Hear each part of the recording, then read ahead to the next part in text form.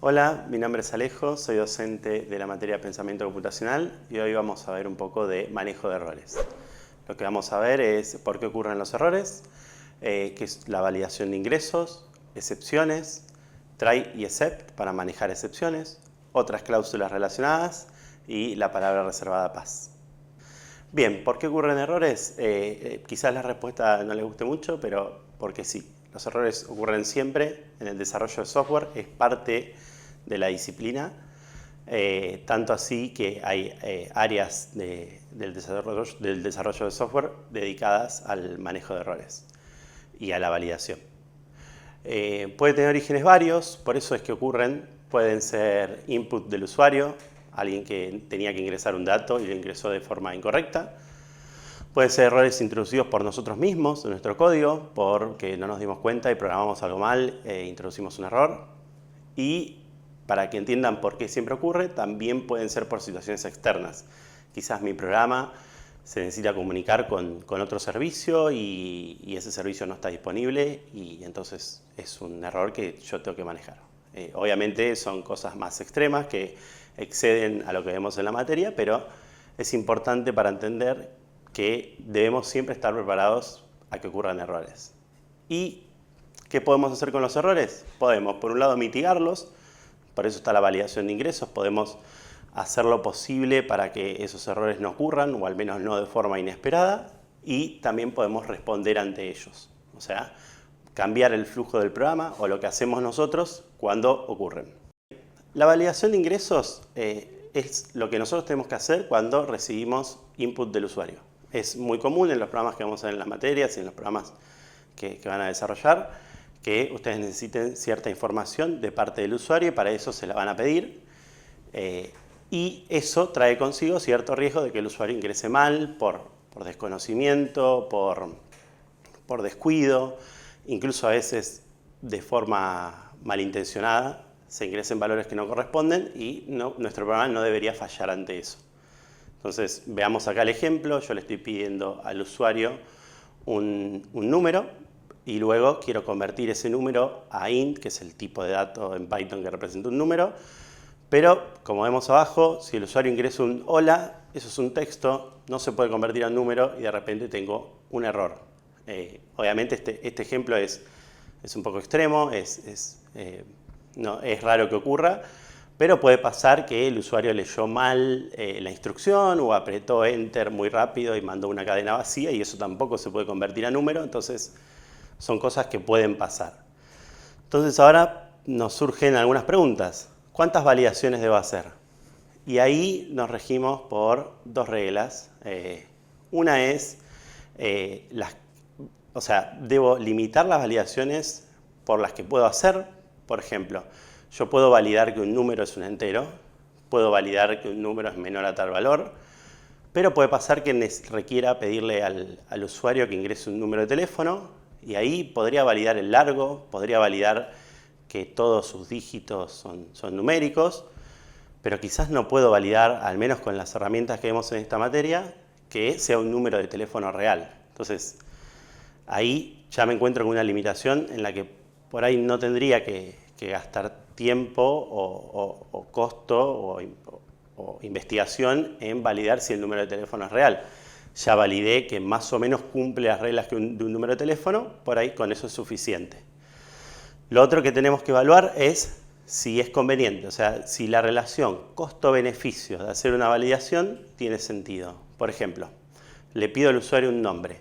Yo puedo validar que sea una cadena, que no exceda cierto largo, que tenga dos campos, pero validar si el nombre es un nombre válido me requiere un costo que quizás no da un beneficio igual. O sea, necesitaría una base de datos de nombres para mi país y validar que el nombre esté en esa base de datos es muy complejo, es costoso y además me trae posibilidad de errores porque quizás es la primera persona con ese nombre y no estaba en la base de datos y es un error que no debería ser un error. Entonces, ahí la relación costo-beneficio de hacer esa validación, de validar si un nombre es válido, no es muy buena, entonces conviene no hacerla y hacer otro tipo de validaciones.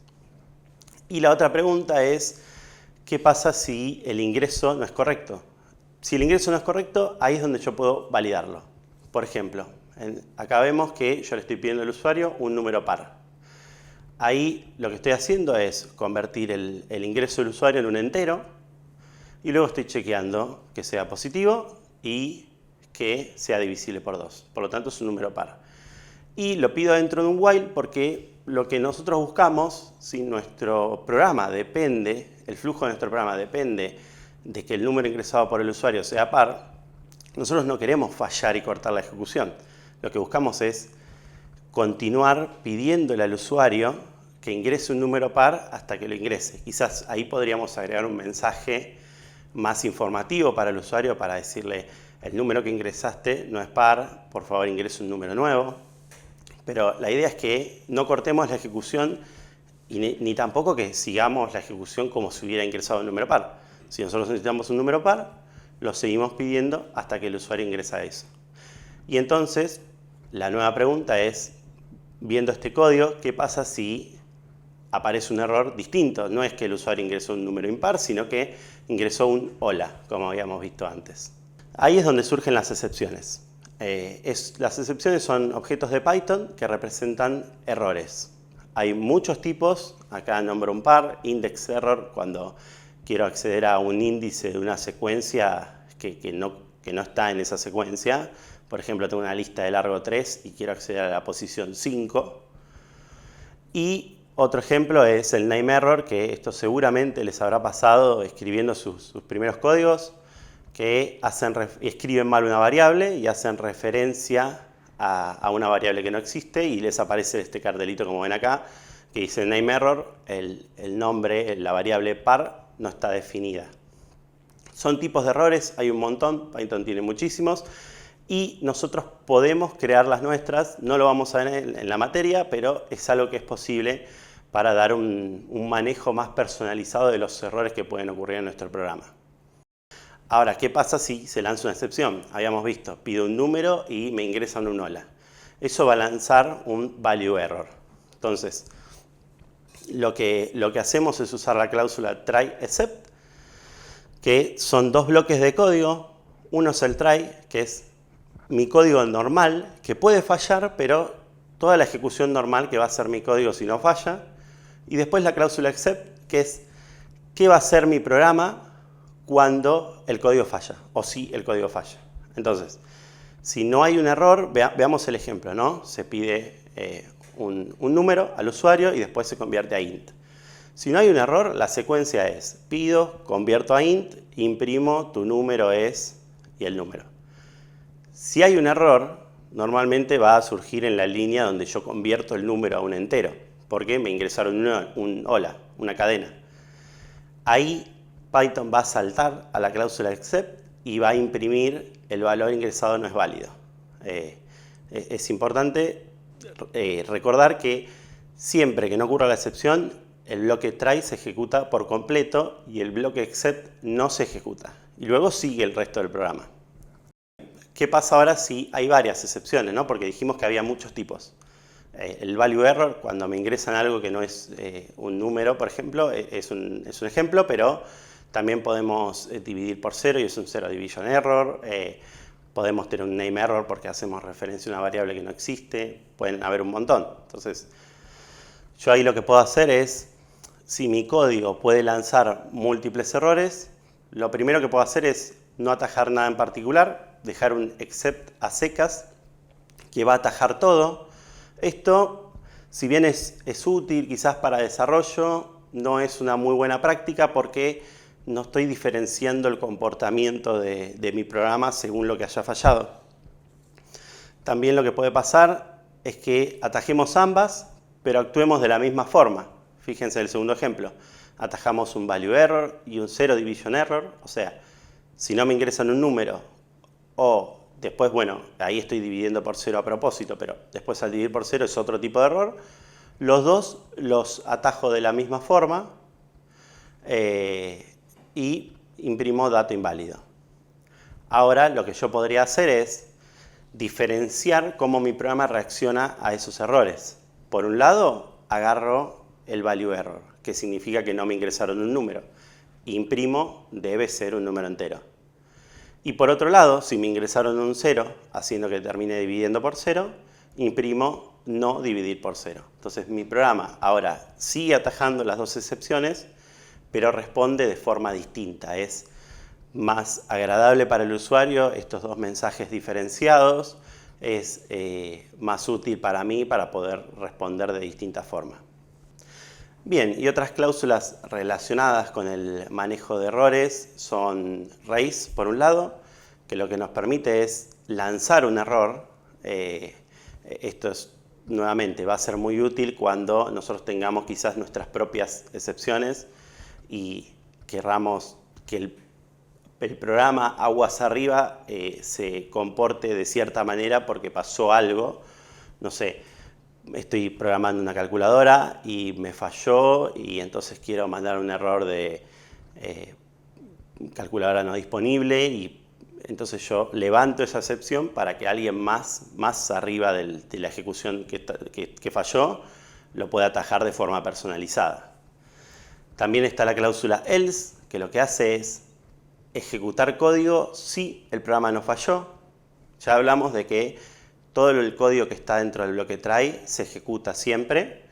Bueno, además, si el programa no falló, podemos poner un else y imprimir algo como el resultado o imprimir el programa funcionó correctamente porque nos aseguramos de que siempre se ejecute cuando no falla.